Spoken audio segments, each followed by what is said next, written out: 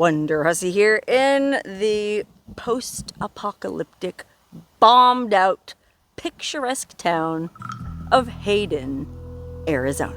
Okay, I guess at one time, Hayden was a thriving copper mining company town with all kinds of businesses and a bustling downtown area. But all of that ended long ago as the price of copper plummeted, and the town also experienced some significant issues on account of one of the features of this mining operation, which was, dun dun dun, the smelter.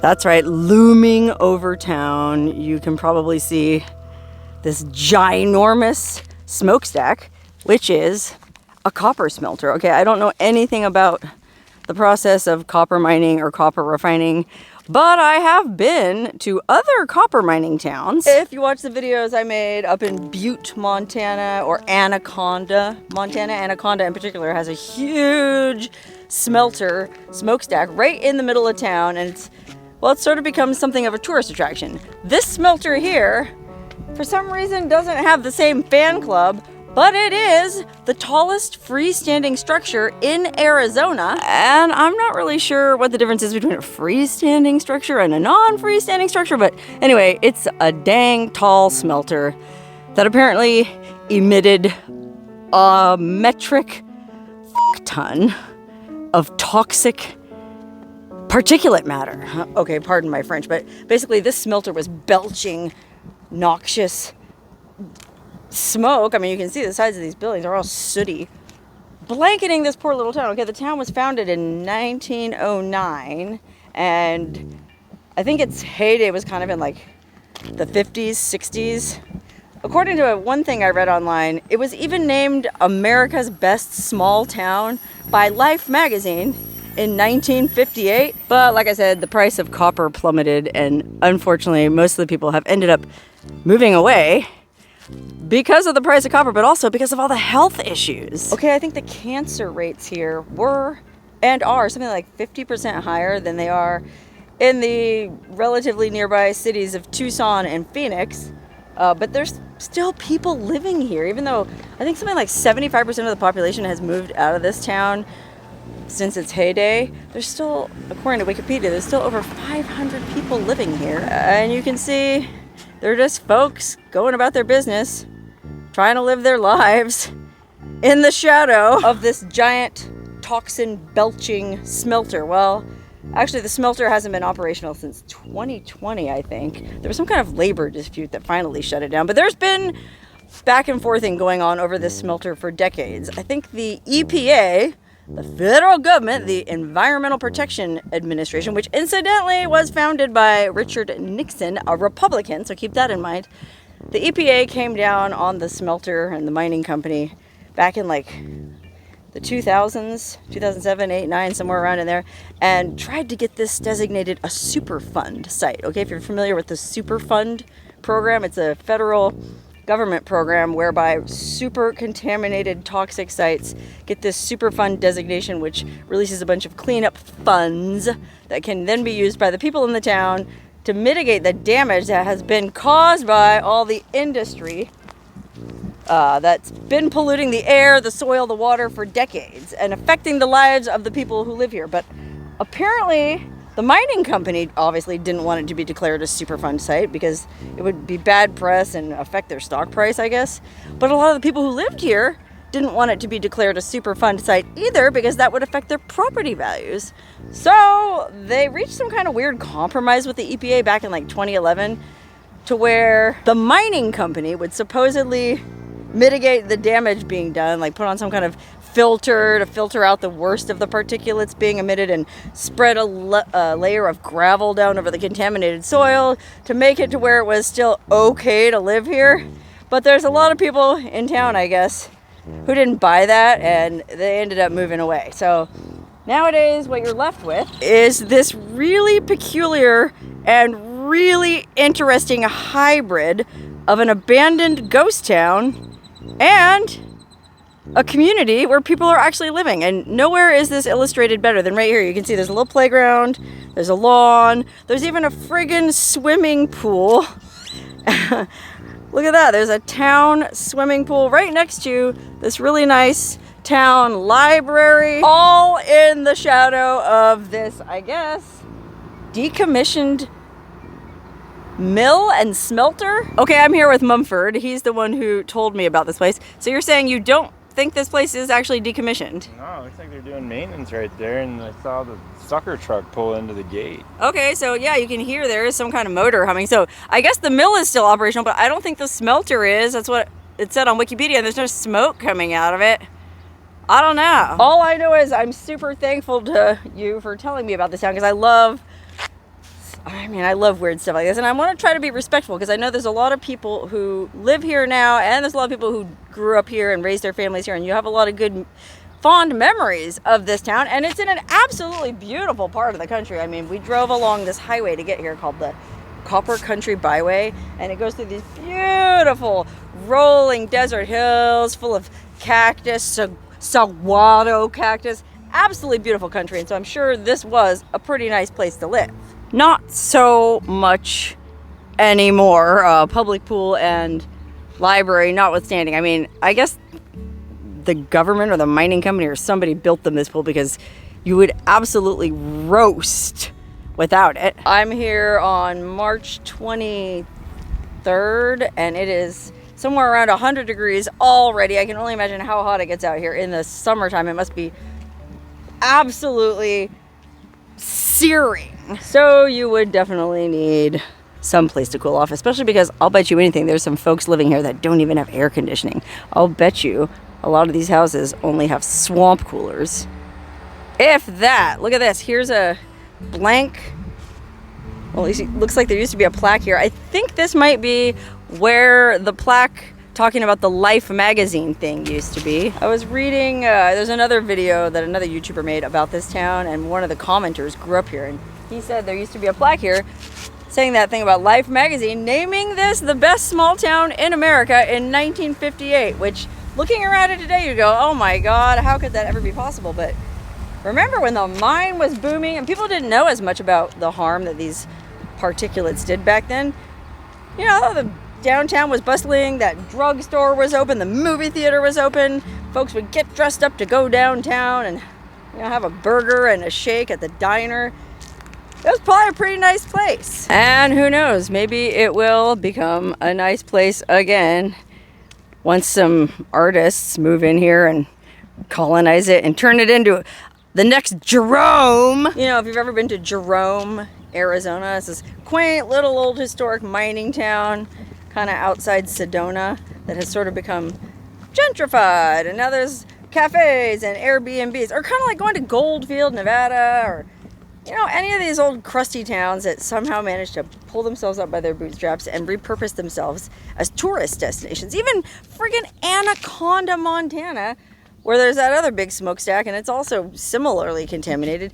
Even they somehow managed to make their smelter into a lovable icon, and unfortunately it doesn't seem like the folks down here in Hayden have been able to do that. Oh look, here's the Hayden Fire Department. I think this is like one of the only operating, well, I can't really call it a business, but it's one of the only operating entities left in this town aside from the mine. I wonder how many guys work in that fire station. I mean, for a town of 500 people, that feels like you're in Mad Max. Oh my God, look at this church. Okay, wait, first of all, look, here's some little houses. People, like I said, still living here, living their best lives, tending their gardens, feeding their dogs, you know, doing what they can. But then look at that next to this house. Look at this amazing, busted out old Methodist church. This is absolutely beautiful. The building is super cool, and the way that time and the elements have sort of eaten away at it, I think, is really interesting. Oh my God, look, there's even like a stray dog just sitting on the porch. It's like being in Mexico. Hi, Peter. Never know, the dog might not be friendly. Better be careful. I want to peek in the window at the church, though. Are you friendly? I just want to look in the window of the church. Hi, Peter. Oh, don't be scared. But okay, as long as you're not going to bite me, let's go. Let's look in the window of this old church. See if we can see anything. OMG, what in the holy hell are they doing in this church? Is this like some kind of ritual satanic worship? Yikes. What the holy hell, you guys? Mumford, OMG, dude. I mean, this is like drawings from where the wild things are. What? I have never been to a church like this. Mumford, look through this window. I mean, this is wild. Oh, man. It's not. It looks like a haunted house, but I'm pretty sure it's not. Holy crike. Anybody watching this video familiar with the different sects of Christianity? Please tell me, what sect is this? And how come they're not standing on the street corner handing out pamphlets trying to get people to join? Because this, I might be actually interested in. I mean, it says Methodist, but I don't think we're in Methodist anymore, Dorothy. Well, that is the weirdest thing. That beats all. I've been to some weird-ass ghost towns in my day in Nevada, but I gotta be honest. You know, I gotta be honest in general. I kind of felt like Arizona was overrated. I came down here a couple winters ago, looking for different ghost towns with my friend Terry, and every place we went, we were no trespassing, private property. We couldn't drive on this road. We couldn't get through this gate. And I kind of went, screw Arizona. But having been here to Hayden, well, I have to eat my words. This is probably the coolest ghost town I've ever been to. What's this? Mumford said I need to look at this. There's a sign for a lost cat. Oh no, look! Lost. Name is Snidely. Very friendly. 15 pounds, 5 years old. He has 3 legs, so he hobbles around. Long, fluffy, black and white fur. Oh no! Snidely, the 3-legged cat. Oh gee, I hope they find him. Oh, I hope that dog didn't have anything to do with Snidely's disappearance. Wow, Mumford, good looking out. Not only did you bring me to this town, but you pointed out the 3-legged cat flower. Okay, let's see what else we can see here in Hayden. I mean, this is absolutely fascinating. Here's the police department. I think this is the only thing operating on Main Street. This was Main Street, Hayden, back in the day. So I feel like that might have been a movie theater or something before the police took over. And you can see there was a furniture store. This was probably like a JCPenney or a Five and Dime or something. I mean, if you put on your imagination hat and your imagination glasses and go back in time to 1958 when this was the best small town in America, according to Life magazine, well, this street probably looked really nice. Now, the only cars you really see out and about are the police. Apparently, there's like a sky-high crime rate here. I guess because there's nothing else for people to do but break into each other's houses and steal copper wiring. That's the irony in all of this. Copper, the price of copper fell, which caused part of the town's problems. I don't get it. Isn't copper like super valuable now because these tweakers are breaking into air conditioners left and right to strip it? I mean, if copper is that valuable, you think it would be worth the town's while to fire up the smelter and get things going again. But I guess maybe the environmentalists and there's probably some kind of citizens group in town that's protesting the particulate matter, trying to get money from the mining company. I don't know. I'm sure it's more complicated than just firing up the smelter again. You know, it's not like I can just flip a switch and then all of these businesses are magically going to reopen. Oh, look. Over on this side, this is the old grammar school. The old Hayden Grammar School. Wow, beautiful old brick building. Look at this car in the front yard. I mean, talk about Mad Max. What the heck is that? Look at this. What do you suppose this building was? I mean, the whole thing just fell apart. This looks like some of the ruins in freaking Rhyolite. Look, this turquoise piece was the facade.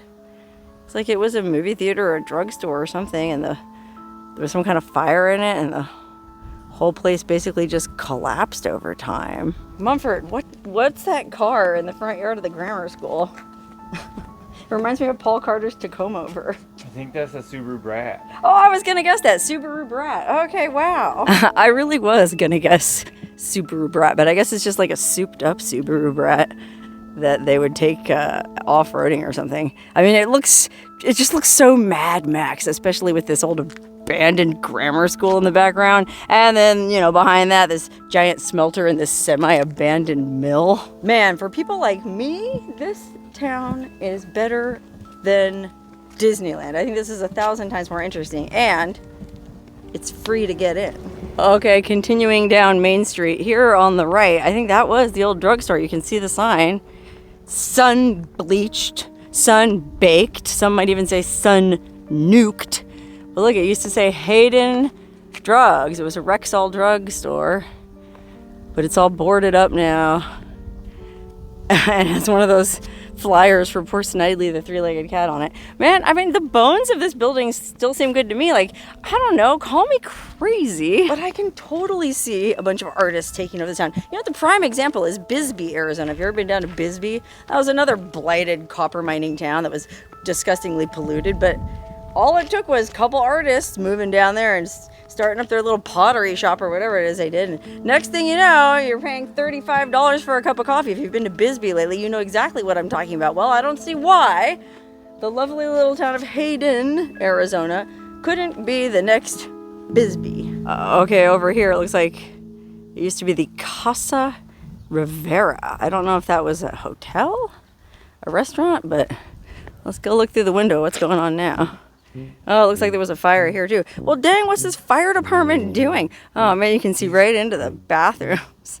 Yikes. Oh, it's got some very sophisticated graffiti on the wall. If there's any children watching this with you, now's a good time to put your hands over their eyes. Look at this graffiti, man. Some Michelangelo came in here and did a really realistic job of a pair of boobs, 2 nipples, and a penis. Well, maybe I spoke too soon and the artists are already gentrifying Hayden. Silly me. I love this building where we first started out. This Gila Furniture, established in 1948. Look how cool that painting is on the outside. And look at the architecture. It's absolutely beautiful. This is talk about having good bones. This building is absolutely amazing. This could be turned into some kind of badass, artsy, fartsy, I don't know, gallery, cafe/gallery, cafe/gallery/performing space. Oh yeah, let's look through the door. Look at that. Oh, the door's even wide open. And there's no trespassing signs anywhere here in town. This is like I said, this is like Disneyland for urbex people like myself. Look at this. Oh my God, whatever was in here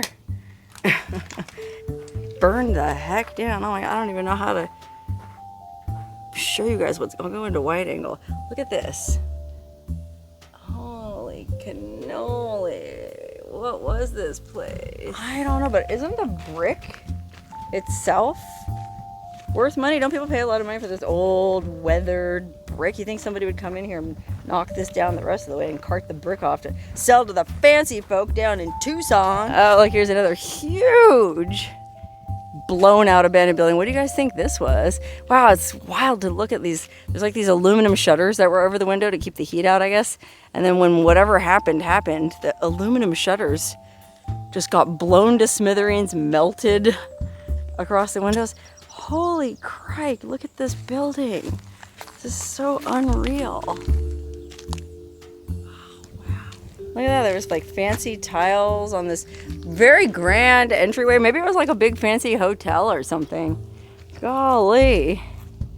And you know what else is interesting is that there's no squatters living in any of these buildings. I guess they're so contaminated and so gross, even the bums don't want to live here. I mean, bums don't want to get cancer either. Oh, Mumford thinks this was the school and this little fenced in yard was like the schoolyard. Yeah, it could be, but we just walked by that building that said grammar school. Maybe this was the high school.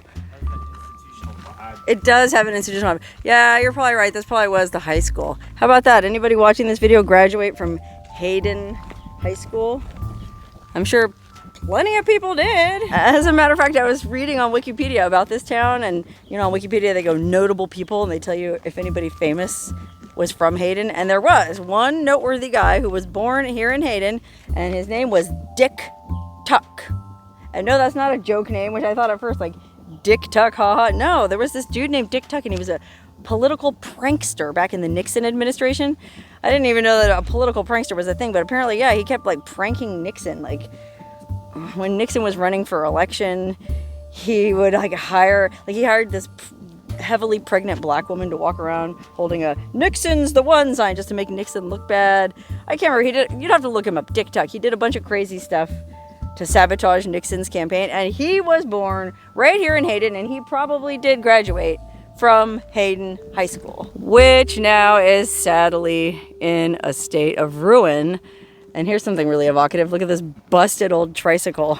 You know, if I was like a better YouTuber, I'd start the video with like a shot of this old trike with this blown out high school in the background, sort of out of focus. Unfortunately, I'm not that good a YouTuber. Oh, hold on, Mumford just pointed out something else interesting. Look at this crusty old respirator. I mean, I guess the guys who worked in the smelter, around the smelter, probably wore stuff like that to try and keep the toxic particulates out of their lungs. I don't even know how much good wearing something like this would do. I mean, look how gross and crusty this respirator is. It's like covered in this reddish...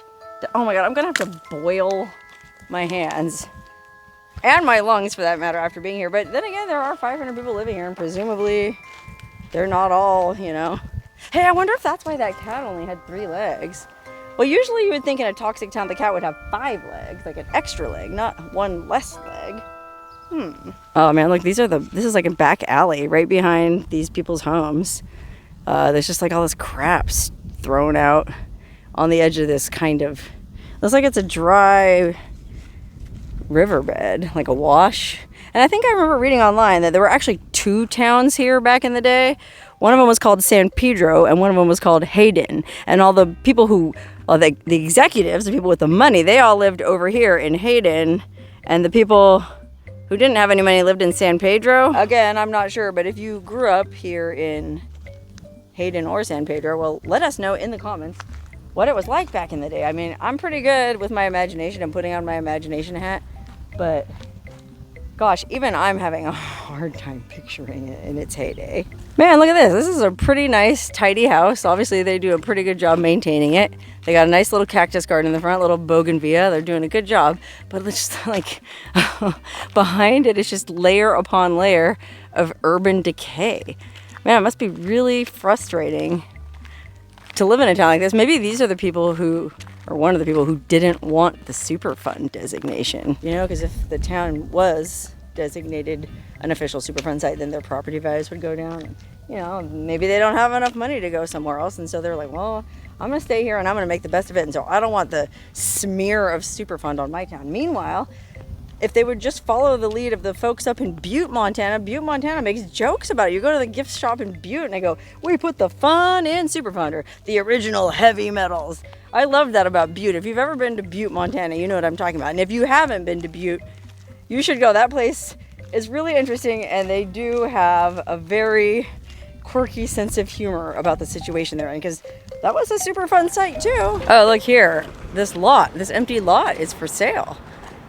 If you guys are interested in buying some property here in Hayden, call Veronica Tewksbury, and she might actually pay you to take this property off her hands. I don't know. Oh, look, Mumford just pointed out this used to be a car wash.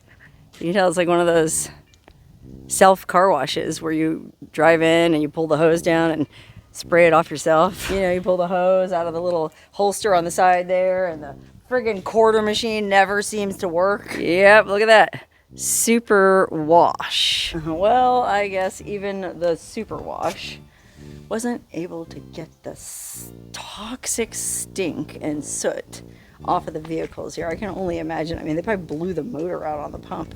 Some people in here trying to... You know what else I think is really evocative, I guess is the word, is, you know, here we have the library, the swimming pool, this rusting hulk of industrial majesty in the background, but then there's this awesome muralized piece of concrete with the bald eagle and the American flag. Like, no matter how messed up your hometown is, by golly, you should be proud to be an American. Sadly, the smelter isn't even owned by an American company anymore, okay? I guess this company called the Kennecott Mine Corporation, I guess, was the company that started this town. I remember I said this was a company town back in the early days, 1909, when it was founded. The Kennecott Mining Company was mining this copper. All the people who worked for it lived in this town, but then when the price of copper went down, they had all the environmental problems, they ended up selling the smelter to another company called Asarco. Okay, I had to look it up, I forgot. It's the American Smelting and Refining Company. So this Asarco operated it throughout the problem era with the EPA, but then I guess they kind of threw their hands up and were like, you know what, screw it, and they sold it to Grupo Mexico. So there's some Mexican mining conglomerate now owns the smelter and I guess the whole mill. And again, I don't know anything about mining terminology. I mean, I would guess you would call this a mill where the copper is smelted. And by the way, what does that even mean? Like smelting. Okay, so Mumford was kind of trying to explain this to me. I guess copper ore is sort of like veined through, or copper is veined throughout the rock. And so you take the ore and you put it in this blast furnace, essentially, that melts the copper out of the ore. And then the smoke from the blast furnace is what goes up the top of the smelter. Is that more or less what a smelter does? And if so, is copper the only thing that is smelted? I mean, the only smelters I've ever seen or heard of were the one up in Anaconda and this one, and those were both copper mines. Is gold smelted? Is silver smelted? I'm sure somebody watching this video knows the answer and will be happy to fill us in the comments. Okay, Mumford's spotting me. I climbed up on the thing. Let's look. Oh my gosh, look at this. I mean, you can see the griminess. That's like over 100 years of grime. Those old corrugated steel panels on the facade, that's just been there since who knows when. And they, you know, piece falls off here, piece falls off there, rust, grime, soot. They don't care. Why bother sprucing the place up? Everybody's leaving anyway. Okay, well, I'm tempted to make the most of my stay here in Hayden by climbing around on this playground, sliding down the slide, maybe just swinging on the swings, but I think I would probably get second-degree burns doing so because it is so friggin' hot today. And I mean, just look at this stuff. It's so, I keep saying sun-baked, it's sun-nuked. The intensity of the sun down here in Arizona. Oh, look, biker. I wonder where he's going. I mean, I haven't seen any kind of biker club. There's no bar, there's no 7-Eleven, there's nothing. The only open businesses are the fire department and the police department. I don't know what these people do around here for fun, but I guess they don't do it here. Oh, well, wait a minute, I forgot. There is the public pool and the public library, and that is a real nice looking public library. And Mumford just pointed out that we are surrounded by breathtakingly beautiful desert. So yeah, there's probably a lot of off-roading, hiking, you know, rock hounding. It's not just all weirdos like me who have a fetish for industrial and urban decay. But maybe there's some of those too, you know. I feel like some of those people moved to Detroit because they like that stuff so much. To the point where Detroit isn't even crusty anymore. Isn't it all coffee shops and hipsters? Oh, I don't know. Maybe that will one day happen to little Hayden, Arizona. And I certainly hope it does. As odious as I find hipsters, I'd like to see this little town thrive again and maybe come back to just a tiny fraction of its former glory. But I will say, having said all that, I'm glad I came here while it still looked like this, because I think this is really interesting.